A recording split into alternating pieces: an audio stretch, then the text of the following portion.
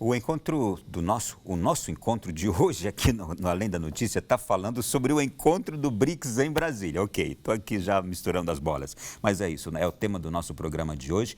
Para quem está curioso, para quem quer conhecer, entender a relevância da reunião desses líderes mundiais aqui em Brasília, nós estamos hoje desmembrando aqui parte a parte e dentre os 73 pontos destacados no final nessa declaração final, alguns deles chamaram bastante atenção.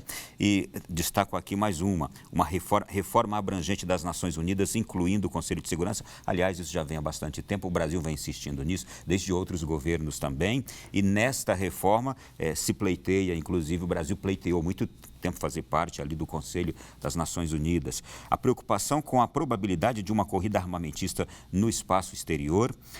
Na questão da economia, defesa de mercados abertos, de um ambiente de negócios e comércio justo, imparcial e não discriminatório, de reformas estruturais, de concorrência efetiva e justa. E aqui, Eduardo, nós vamos falar então sobre uma fala do ministro Paulo Guedes, que, como a gente conversava aqui agora no intervalo, causou um pouquinho de estranheza. Acordo de livre comércio com a China, não é isso? Por que causou esse impacto e um certo temor? Isso mesmo, Ronaldo. O ministro Paulo Guedes, ele se referiu no termo em inglês a um possível acordo de livre comércio com a China.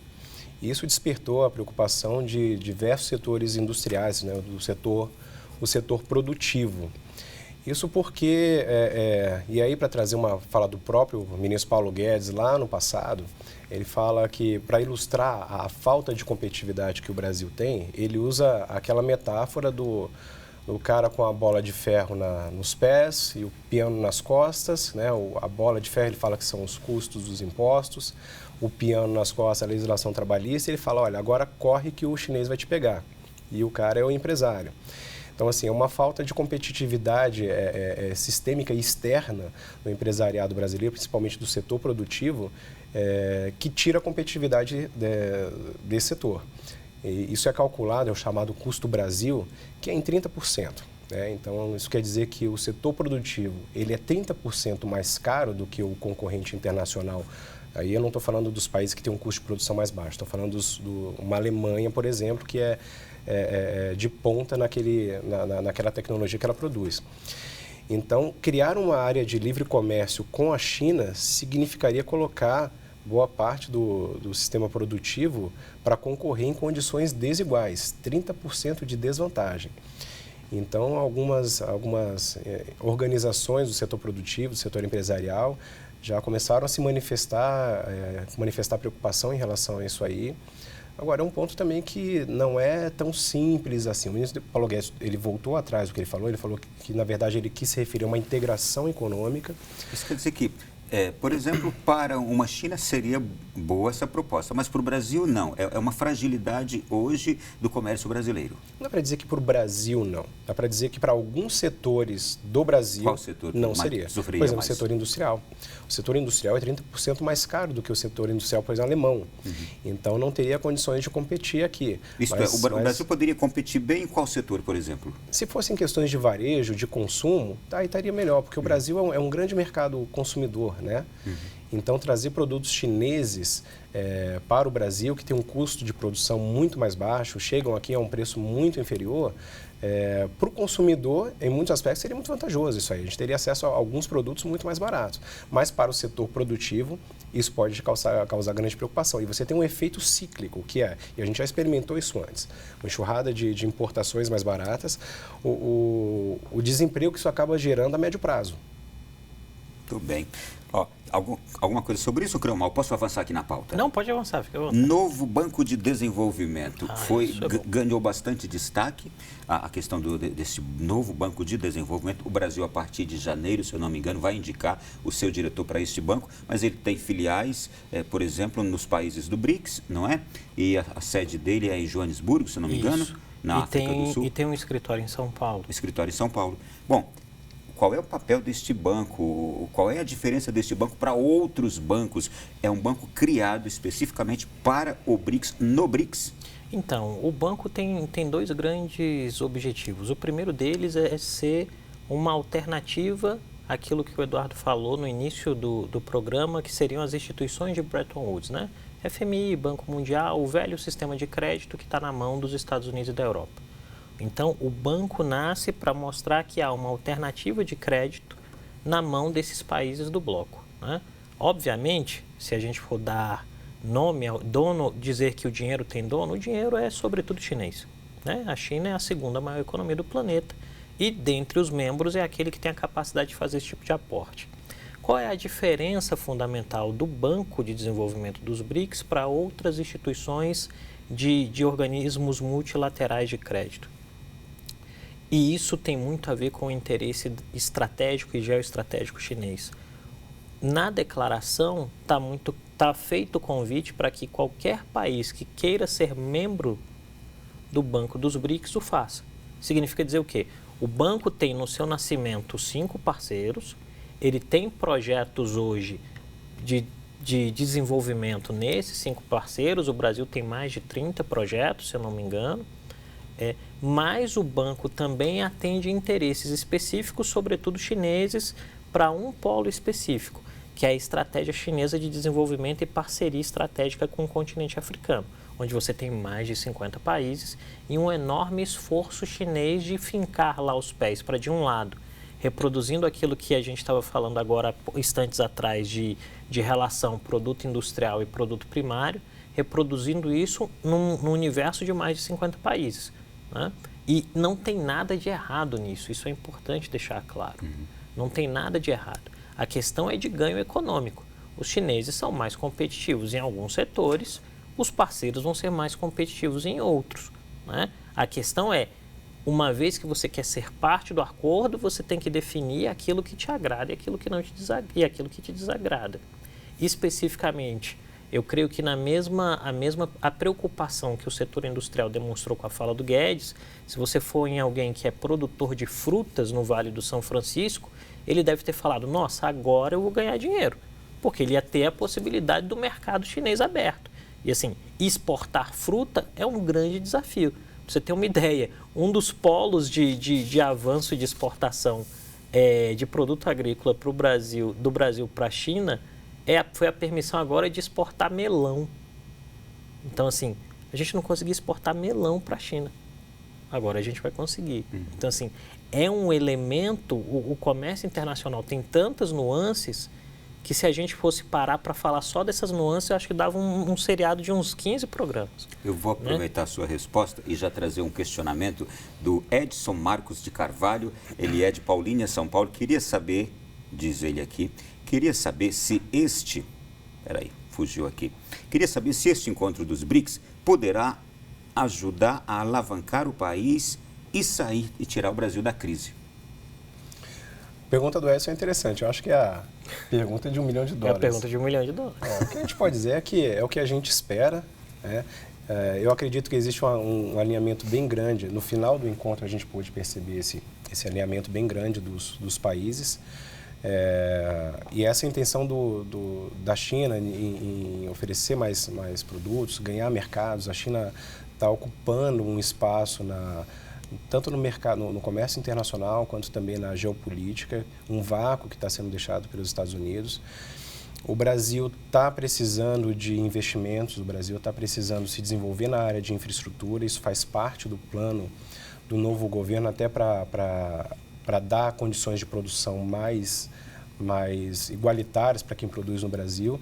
Então, essa parceria com a China, com a Rússia, com os demais países, ela é bem estratégica, sim, e acredito que a China é muito forte nessa questão de infraestrutura, né, de energia, de transporte, de logística.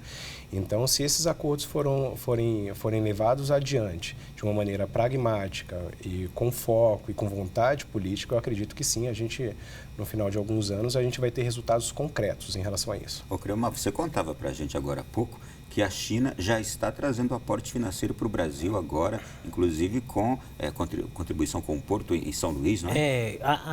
Eu creio que esses últimos 2 dias foram bastante produtivos com algumas notícias, que são os chamados protocolos de intenção, né, Eduardo? Que é você assinar um documento dizendo, olha, se a gente conseguir viabilizar o estudo técnico, vão ter investimentos aqui. Então, a notícia de aportes chineses no Porto de Açu, a notícia de aportes chineses em ferrovias no estado do Pará, a notícias de outros tipos de aportes se desdobrando. E eu creio que nesse aspecto a gente consegue responder a pergunta do Edson. Agora, o que é importante entender é, há uma velocidade e um time entre aquilo que é a assinatura do acordo agora, a transformação disso em obra pública, a liberação do recurso e a obra pronta. E isso, talvez, em alguns investimentos, nem mesmo o presidente Bolsonaro vai estar ainda com mandato quando eles finalizarem. E aí vem o ponto.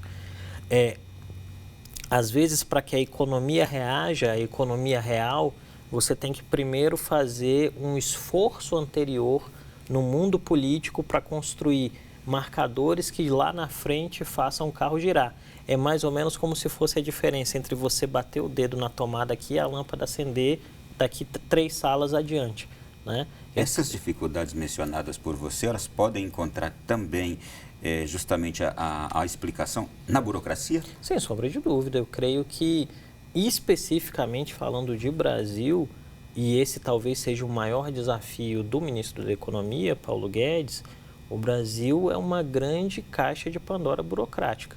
Imagina o seguinte, vamos pegar aqui o exemplo a comparação que o Eduardo muito bem fez entre Brasil e Alemanha. Ele está comparando Brasil e Alemanha, né? A Alemanha é um país de primeiro mundo, desenvolvido, com serviços de toda a monta muito bem feitos e bem postos. O Brasil é um país onde você vai sair de casa de manhã e provavelmente você vai bater num buraco no primeiro quilômetro dirigindo. E mesmo assim, para produzir, o Brasil é 30% mais caro. E aí, nesse preço, tem o formulário B, o formulário C, o formulário D, o formulário E, o formulário F, o carimbo. A criação de uma série de estruturas que, em algum sentido, foram criadas até com as melhores das intenções possíveis. Mas o resultado final é a criação de um tipo de monstro, por assim dizer, que impede a produtividade. A história do piano nas costas e da bola na canela, não é isso? Bola de ferro e aí corre. Como é que você corre? Você não corre. Então, eu creio que aí vem qual é a convergência que o governo brasileiro tentou sinalizar para os parceiros, sobretudo os chineses, mas a gente não pode destacar também que a gente faz muito pouco comércio com a Índia, né? O governo brasileiro tentou destacar dizendo, olha, eu estou fazendo a minha lição de casa via reformas para que fique mais fácil que você coloque dinheiro aqui. E aí qual é o grande dilema quando você está falando de um estrangeiro que quer colocar dinheiro no Brasil? Segurança jurídica. As regras mudam o tempo todo. As regras mudam demais. Isso é uma variável de custo, de risco político muito alta. Então, se a gente conseguir compatibilizar as regras, isso melhora o ambiente. E, Ronaldo, a gente está respondendo a pergunta do Edson, mas analisando, assim, mantendo as condições atuais. A gente sabe que, com o passar do tempo, outras variáveis vão surgir aí. Processo. Algo que a gente estava até comentando agora há pouco e que vai influenciar nessas relações é a discussão que vai ter logo mais sobre o 5G. Que é uma pauta que está opondo Estados Unidos e China. Sim. E a depender da posição... 5G a conectividade 5G, que inclusive o Xi Jinping falou várias vezes no discurso, nas falas dele, a gente percebe várias vezes a menção à conectividade. Ele está falando sobre 5G, que é uma pauta de interesse do governo chinês. E vai chegar um momento em que o Brasil vai ter que enfrentar esse tema e a decisão, a posição a ser tomada pelo Brasil, se vai se alinhar aos Estados Unidos ou se vai se aliar à China. Quem será o seu parceiro? Pode influenciar nas outras pautas de comércio e os Estados Unidos e China são os dois grandes parceiros comerciais do Brasil, né? Sim, muito bem. A gente está falando aqui bastante da China.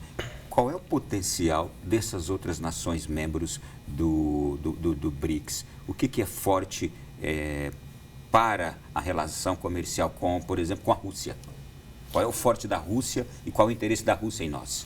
Eu creio que há uma grande possibilidade de aumento da matriz de comércio entre Brasil e Rússia, sobretudo naquilo que envolve a liberalização do mercado de produtos agrícolas brasileiros, né?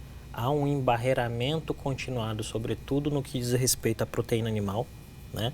A carne bovina, a carne suína, o frango brasileiro continuamente sofrem algum tipo de embarreiramento fitossanitário do ponto de vista das autoridades russas. Isso pode ser interpretado de duas formas. Uma há uma falha de comunicação acerca de quais são os marcadores fitossanitários, e aí isso é um problema fácil de se resolver, ou há uma má vontade do outro lado de liberalizar os produtos brasileiros porque eles podem ser encarados como um tipo de concorrência desleal. Isso exige sentar na mesa e fazer um arranjo bilateral. De outro lado, eu creio que para o mercado brasileiro há uma possibilidade de consumo de produtos de alto valor agregado em termos tecnológicos produzidos pela Rússia, no que diz respeito a geoprocessamento, no que diz respeito a equipamentos e insumos de defesa nacional, no que diz respeito a equipamento aeronáutico em âmbito geral, né? A questão fundamental que envolve os outros parceiros, e aí é que muito provavelmente quando a gente está falando de Rússia e de África do Sul, eles estão numa situação de desenvolvimento econômico que é bastante complicada, assim como a nossa. Isso quer dizer o quê? Os países estão patinando. Os indianos têm conseguido gerar crescimento econômico, mas os russos e os sul-africanos, assim como os brasileiros, não estão muito emergentes, entende? Estão mais para estagnados do que emergentes. A China não é mais emergente. A China já emergiu. É a segunda economia do planeta. Rússia, Brasil, África do Sul estão num processo de estagnação. A Índia pode ser considerada um país emergente porque ela continua crescendo continuamente, mas ainda não conseguiu fazer a virada que os chineses têm feito nesse exato momento. Muito bem. Pergunta do Wagner Simões, Macaé, no Rio de Janeiro. Boa noite, Wagner. Gostaria de saber se de que forma o Brasil poderia evoluir social, cultural e economicamente e como pode se comportar a partir de uma perspectiva pragmática mediante essas relações internacionais. Para você, Eduardo. Olha, interessante a pergunta deles. A pauta do BRICS vai além da questão econômica, né? Passa também muito pelas pautas sociais e dentro disso foram mencionados vários pontos em relação à cultura, a esporte, a integração entre povos, né? Então, foi até uma questão comentada que a história que a gente aprende na escola aqui é basicamente a história da América e da Europa Ocidental. E hoje a gente está se vendo diante da oportunidade de uma integração de mercados com países que a gente não conhece muito da história e da cultura deles. Alguns dos protocolos de intenções assinados, eles prevêem esse intercâmbio para desenvolvimento de tecnologias, para pesquisa. E isso tudo vai passar pela integração desses povos. Povos que têm línguas completamente diferentes, que têm origens completamente diferentes, têm costumes os mais variados também. Então, eu vejo que existe um espaço enorme de integração e de desenvolvimento para a melhoria Você imagina, por exemplo, a gente tem integração para cinema, né? A gente começar a produzir, vender e consumir filmes de Rússia, África do Sul. A Índia, que já é um grande polo. É um grande polo produtor de filmes, né? Então, é um céu de brigadeiro. Tem muito espaço nessa pauta. E vai acabar com aquele predomínio americano que a gente tem hoje, não é? É possível, né? Eu creio que a grande questão quando a gente está pensando nesses elementos de desenvolvimento de outras ordens, como o Eduardo falou agora, é que tudo isso, em algum sentido, custa dinheiro, né?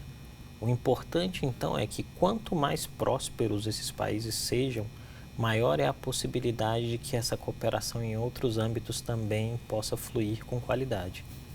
Gente, olha, já acabou o segundo bloco. Tem um montão de perguntas aqui. Na volta a gente vai se dedicar mais a essas perguntas que você está mandando para cá. Um intervalo breve e a gente já estará de volta.